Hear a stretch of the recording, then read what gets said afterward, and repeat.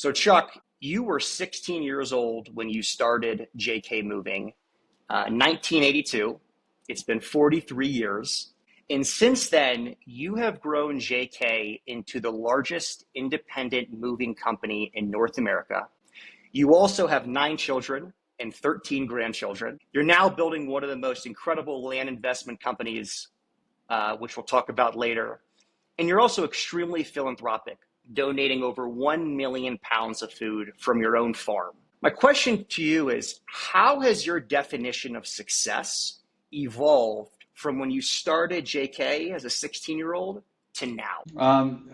Great question, Ethan. And I would say it's changed dramatically over 43 years. When I was first starting JK Moving Services, it was a bootstrapped operation. And literally, it was a ground-up startup with no outside funding whatsoever. So my vision of success when I was first starting 43 years ago was to build a business that would be sustainable and build a business that could feed me at the time and ultimately my family as the business grew. As time moved on and the business evolved, it became about a lot more than just me and trying to feed myself and my family and build a sustainable business. And I wanted to build a business that could be impactful in our industry. I wanted to build a business that could employ others and make sure that the business was sustainable not only for us and for the community, but for those employees. And over time, over 43 years of time, we have approximately 12 to 1,300 full-time employees today at JK Moving Services and our relocation company, CapRelo. So that was critical to us to make sure that the business had opportunities for the employees and that the business was strong enough and healthy enough to support their families as well. Advancing further on, it became kind of the standard that we would build a sustainable business that was impactful to the industry, impactful to the community, that could provide career opportunities for a lifetime of people here at JK. But then giving back to the community became more possible as the business evolved and got more substantial. But it also became a really important part of our fabric, of our core values, and giving back in the community was critical to us and critical to our employees. We formed the JK Community Farm. The JK Community Farm is a farm that is in Loudoun County, Virginia. It's approximately 150 acres. My daughter Samantha is the director and really the founder of it. And that community farm today has grown to be the largest community farm in the nation. And it is truly making an impact on the community. It's making an impact on food scarcity in our region.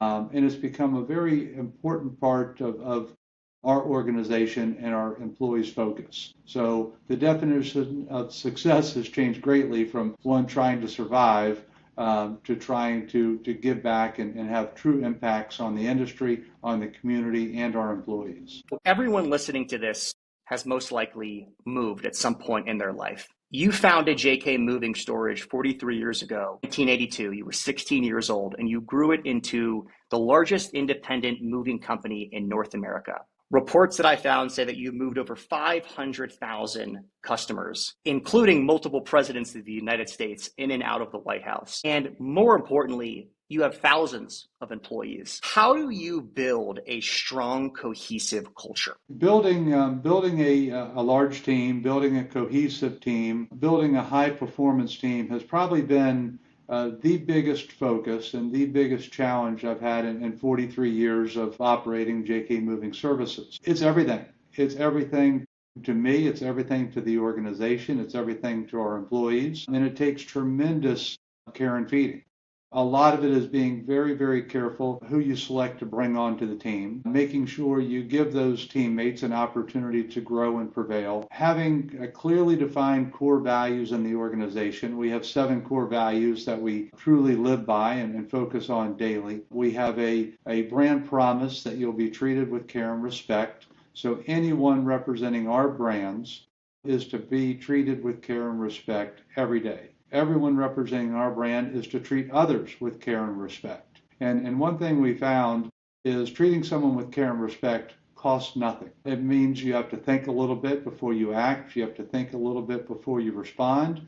You have to think about how you want to be treated, how you'd want to be treated if you're on the other side of the situation that you're interacting with. But being treated with care and respect is a big part of our fabric, a big part of our culture. We also have a brand purpose, and that's stress-free. Moving is one of the most stressful things a family can do. People are moving for a number of different reasons. It might be a very positive situation of a new job or moving up into a new home, or it could be the result of a death, a divorce, or losing a job. So we're walking into people's castle at a very stressful time for them, and making sure that we're focused on taking that stress out of our customers' lives is very important to the customer. It's very important to us. Training, development, giving back to the employees, making sure that the employees know how important they are to me, to the organization, and to our customers, and making sure that we retain our top talent. And not everybody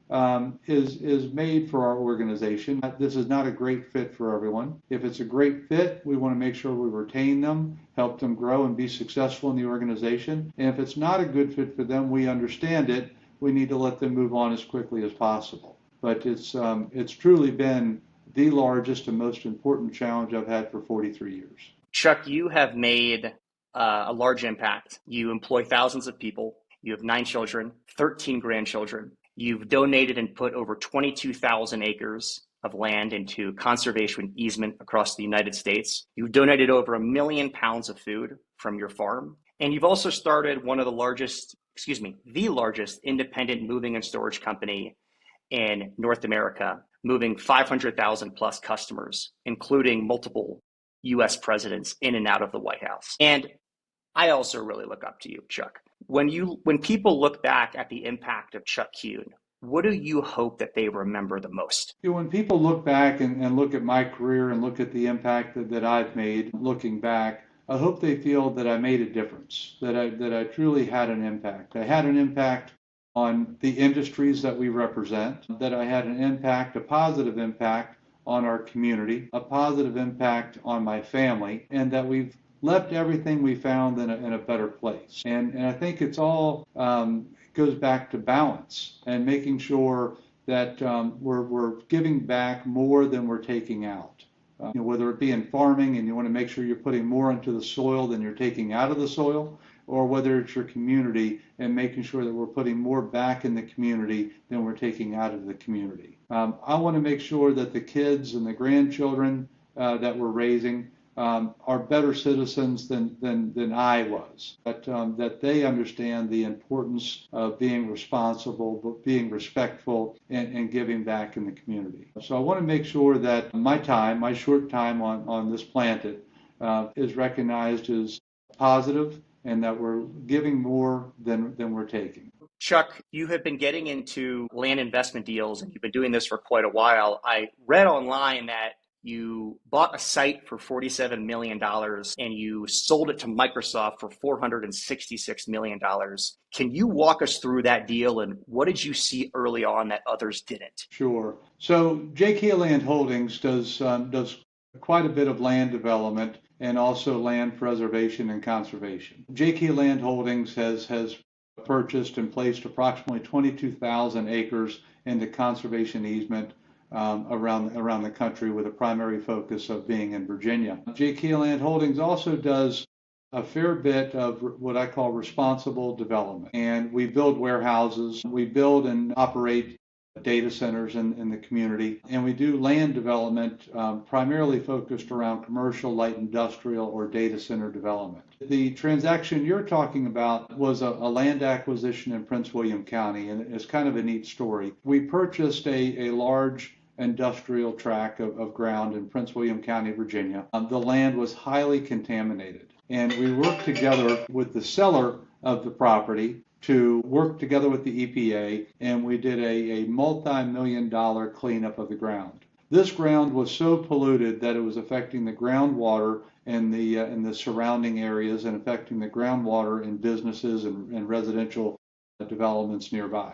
So we took the better part of 2 years cleaning up the soil, removing soil, and long story short, at the end of our EPA cleanup, the EPA issued us a letter of residential clean soils on the ground, meaning we took a site that was condemned for really any purpose and cleaned it up to the point that they felt that the ground and the groundwater was clean enough for a residential development to take place. So that was one major accomplishment with that site. We also, in the spirit of data center development, felt that this was a great area for data center development. There was large buffers between this property and any residential property. It was already in an area that was zoned for commercial and industrial use, and data centers like data center neighbors, and this property had data centers nearby.